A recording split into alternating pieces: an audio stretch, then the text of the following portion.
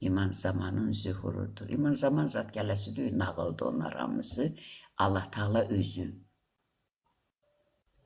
yer üzərində özünü tanıtmağa, artıq ruhu tanıtmağa gəlir.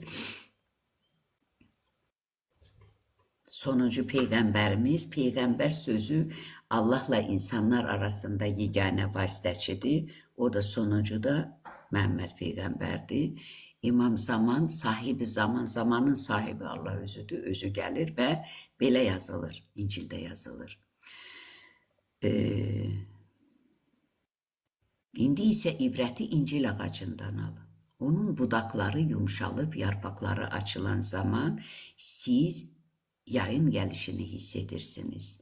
Eləcə də bu sözlər yer üzərində gəzəndə bilin ki, bu Rəbbin yer üzərinə gəlişidir.